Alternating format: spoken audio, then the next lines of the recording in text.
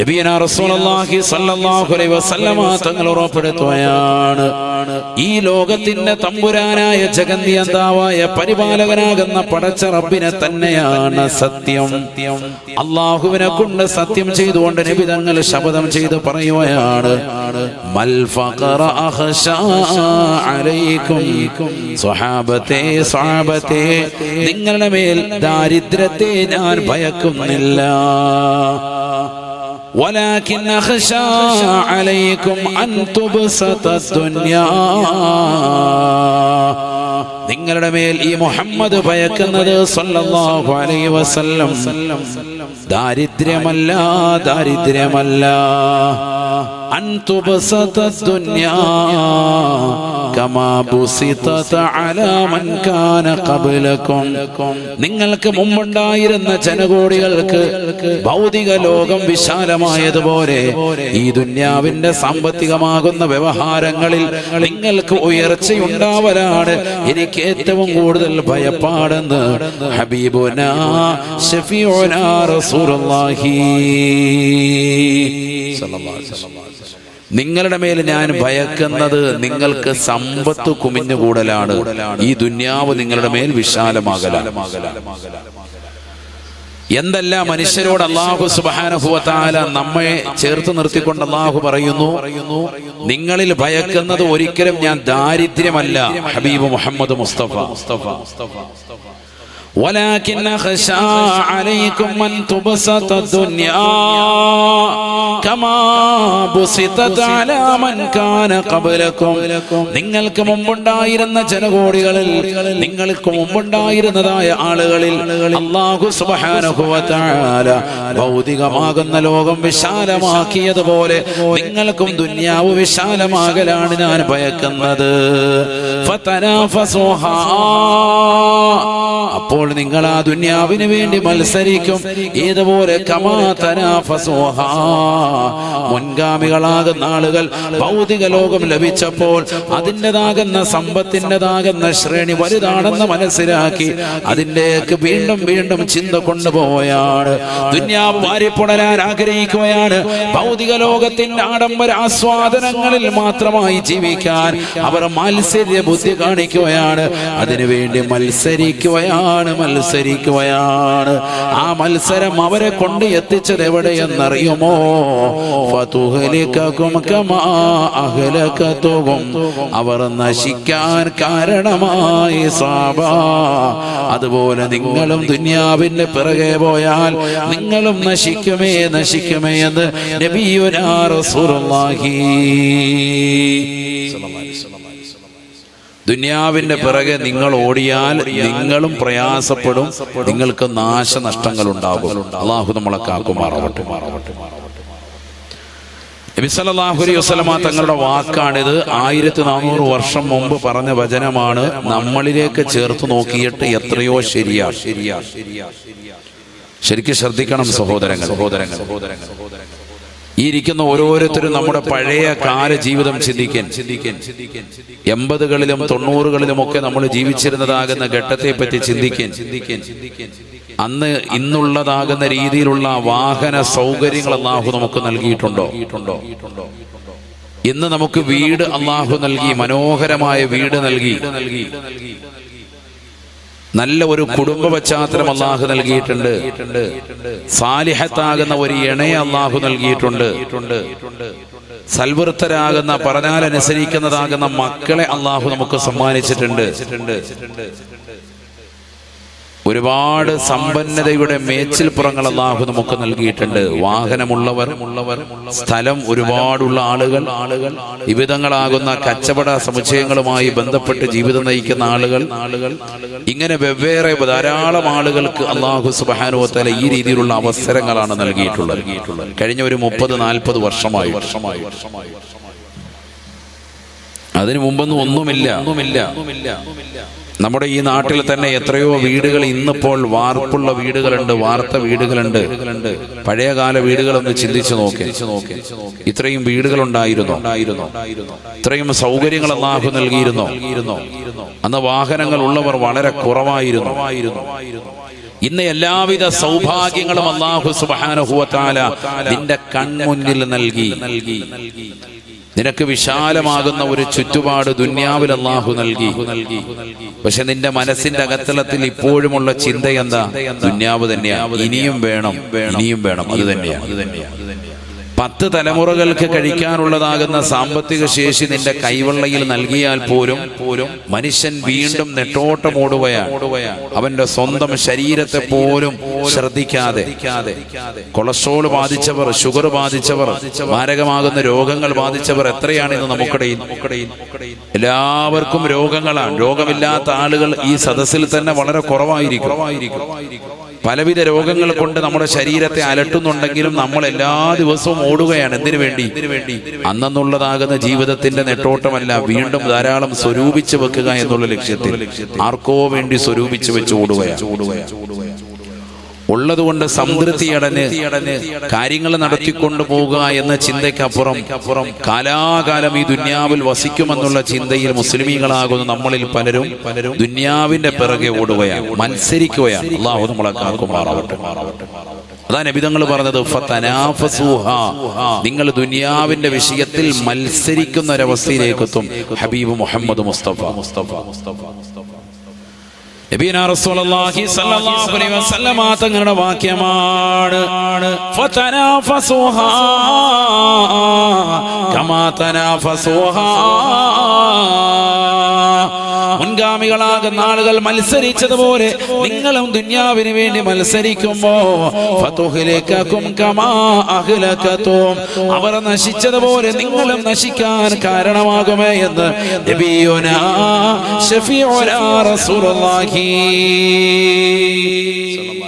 നിങ്ങളും അതിലൂടെ നശിക്കുക.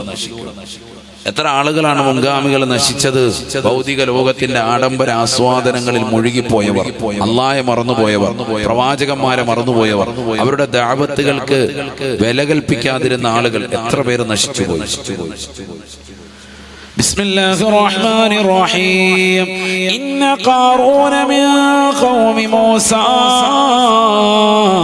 فبغى عليهم ما إن مفاتحه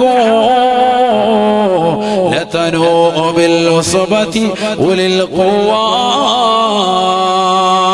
പരിശുദ്ധമായ ഖുർആനിലൂടെ അല്ലാഹു സുബ്ഹാനഹു വ തആല ഓർമ്മപ്പെടുത്തുകയാണ്, മുൻഗാമികളാകുന്ന ആളുകൾ, ഈ ദുനിയാവിന് പിറകെ ഓടിയതാകുന്ന ആളുകളെ ഖുർആനിന്റെ വായനയോടെ പരിചയപ്പെടുത്തുകയാണ്.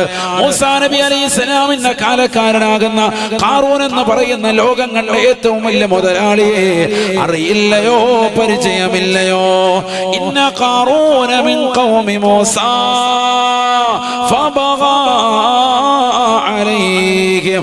മൂസാ നബി അലൈഹിസ്സലാമിന്റെ കാലക്കാരനാകുന്ന ഖാറൂൻ എന്ന് പറയുന്ന ലോകം കണ്ട ഏറ്റവും വലിയ മുതലാളി ആ മൂസാ നബിയെ കൊണ്ട് വിശ്വസിച്ചവനാണ്. മൂസാ നബി അലൈഹിസ്സലാം കൊണ്ടുവന്നതായ ദീനീ ദഅവത്തുകളെ പുറംതള്ളിക്കൊണ്ട് നടന്നവനാണ്. കള്ള് കുടിച്ചുകൊണ്ട് നിലകൊണ്ടവനാണ്, വ്യഭിചരിച്ചുകൊണ്ട് നിലകൊണ്ടവനാണ്. തന്റെ നാട്ടിലുള്ളതാകുന്ന ഇസ്രായേലി പെൺകുട്ടികളെ പിഴപ്പിക്കാൻ തയ്യാറായവനാണ്. നാട്ടിലുള്ള ചെറുപ്പക്കാരിലേക്ക് തന്റെ കയ്യിലുള്ളതാകുന്ന സമ്പത്ത് നൽകിയിട്ട് ഇഷ്ടമുള്ള ഇസ്രായേലി പെൺകുട്ടികളെ, സ്ത്രീകളെ, സുന്ദരികളാകുന്ന പെൺകുട്ടികളുമായി ശാരീരിക ബന്ധത്തിൽ ഏർപ്പെടാൻ വേണ്ടി നിർബന്ധിച്ചവനാണ്. മണിക്കൂറുകൾക്കകം ചെരുപ്പ് മാറ്റുന്നവനാണ്, വസ്ത്രം മാറ്റുന്നവനാണ്, ഉടയാടുകൾ മാറ്റി മാറ്റി ധരിച്ചുകൊണ്ട് നിലകൊള്ളുന്നവനാ, ആഭരണങ്ങൾ ധരിച്ചുകൊണ്ട്, വിഭിന്നമാകുന്ന വസ്ത്രങ്ങൾ ധരിച്ചുകൊണ്ട് സമൂഹത്തിനുള്ളിൽ വലിയതാകുന്ന വിപ്ലവം തീർത്തതായ വ്യക്തിയാണ്. പാവപ്പെട്ടതാകുന്ന ഇസ്രായേലി ജനത അവനതാകുന്ന സമ്പത്ത് കണ്ടുകൊണ്ട് ഞെട്ടിത്തെറിക്കുകയാണ്. യാ ലൈതനാ മിസ്ല മാ ഊതിയ ഖാറൂൻ.